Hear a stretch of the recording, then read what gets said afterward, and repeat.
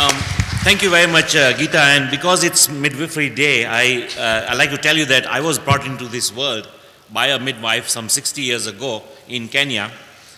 In those days, midwives used to come home to bring you into this world.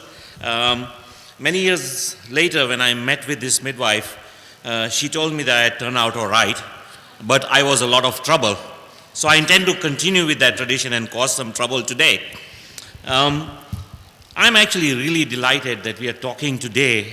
We're not asking why we should do it, but how shall we do it. I love that about calcium. It's taken us 10 years, I think, to get to that point, and I really am really happy about it. But one other thing that midwives taught me, I learned all my skill with midwives, was to be simple. So a lot of what I'm going to talk about is very, very simple. I'm going to ask the audience here by a show of hands, how many of you read Malcolm Gladwell, The Tipping Point? I think it's a terrific book, and there are two notions he talks about. One is knowledge, and he says that we have abundance of knowledge. But the other aspect is understanding, and he says sometimes we lack understanding. So a lot of my talk about today is about knowledge and understanding. All right, now let me see. All right, middle one. Second one. Okay, technology defeats me. So here's a very simple definition of preeclampsia. To be able to detect preeclampsia, you need to be able to do a blood pressure and a protein test. That's as simple as it can get. That's all from my perspective. If you can do that, then you will detect all the preeclampsia that you need to, and then do all of the interventions that we have so ably articulated. So let me go to our understanding. I believe that we know that preeclampsia is the second biggest killer of mothers and babies. We know that all of preeclampsia is detectable by doing a blood pressure and a protein examination. We have had this evidence for, 100 years. More than 50% of women worldwide do not get a minimum of 4 antenatal visits. More than 50% of women do not get both a blood pressure and a protein test. And if we do not detect preeclampsia, we will certainly find out a little bit later on if they detect, if they get eclampsia. That's our knowledge. Now, what is our understanding from that knowledge?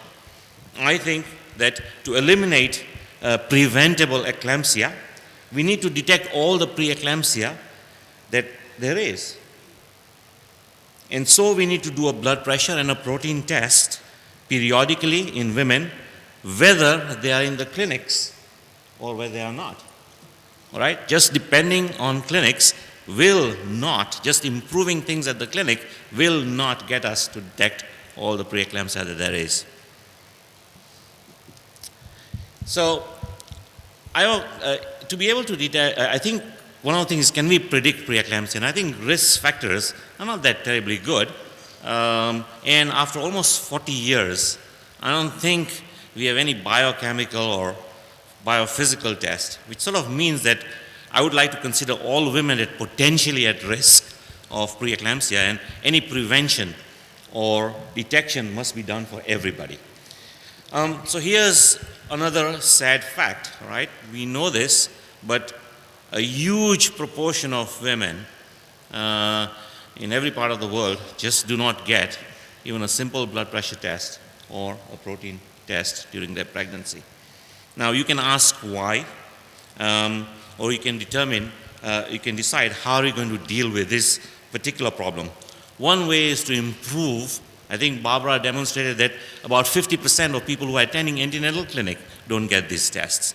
So let's focus on the people who are coming to us already, and then another way is to try and see if we can address those women who are not even coming to us. So here's a very nice example from Nepal, a very, very simple, very low-cost solution to improving governance, clinical governance, so that simple things get done. A quality improvement approach This is an example from Nepal OBGYN Society. They developed a very quick plan. They developed some standards of care for preeclampsia. They went to institutions for a short visit, just a day and a half, over weekends mostly, and they educated people about the standards. They talked about it. They followed up using phone calls, and they made reassessments, and very, very soon, standards started improving. In a space of 6 months, there was fairly dramatic improvement in standards. So it's possible to get those standards and get those things done. Now, one of the challenges of routines is they become routine. And I don't think a blood pressure measurement or a protein test should be considered routine. It is an absolutely essential and important part of that thing, and we need to put more emphasis on it. So you can actually do that using quality improvement approaches that are real low cost, that professional associations can actually lead. Now there are some problems with the instrument itself for measuring blood pressure. First of all, in the market there are a whole bunch of really poor quality blood pressure instruments. They often break down. They are relatively high cost if you want to spread them around all over the place. And there are some limited awareness of the problems with blood pressure machines. So for example, aneroid machines actually lose their calibration over time, and there isn't a simple way to recalibrate them in the field. And frankly, if you drop that machine, it can actually go off by as much as 15 millimeters of mercury. And that's sort of critical for our needs. So if we want to take blood pressure measurement to the community, because if we can't get them in the clinic, then perhaps we should go to women and do blood pressure. How would we go about doing that? And so here are some design specifications if we wish to create a blood pressure instrument for community use. I call it a hypertension detector. So we need to be able to measure both systolic and diastolic. We want to be able to do on-site calibration. We want to be portable, very lightweight. We want it to be, have a binary output. In other words, either there's hypertension or there's no hypertension. Easy for a community worker to detect. And we want it to be acceptable for low lateral providers. We need it to be extremely robust, water, dust resistant. We need to be, and it needs to be rechargeable easily. And all of the other items, low cost, low complexity, and so forth. So I think many of the blood pressure machines break down because these specifications are not there. So we actually went ahead and said, let's go ahead and try and design a blood pressure instrument. And we said, okay, here's our first machine, hand cranked power, etc. It's lots of multiple parts, so we ignored the design. The next machine, very nice binary output, not that great. But here's our final design. This is a Day of Birth Alliance project. It's a collaboration between Johns Hopkins Biomedical Engineering, Jepaigo, and Ladau. And this is an extremely robust device. It is just an indicator that you can read the numbers, but you can also, if it's green, then it's all right. If it's red, that red button, then there's hypertension. So a community worker pressing one button, applying this to upper cuff, upper arm, can actually detect high blood pressure right there at home. So it's possible. And this is in development, and I would expect that this might become available in a year from now. Really, really robust, all those features in there, and very low cost. Let me turn now to measuring protein. Again, the notion is we want to try and figure out if we can take the testing for proteinuria out of the clinic and into the homes of people through community workers or through women themselves. So there are some problems with urinary dipstick. Some years ago when I was traveling through Dumka in northern part of India, I saw a midwife, a very, very capable midwife, taking a dipstick and using a blade to slit this dipstick out in 3 different slices. And I think I asked her a pretty stupid question, which is, why are you doing that? And he says, doctor, this is an expensive strip, and I can do 3 patients with 1 strip. And then she would use a magnifying glass to see that color.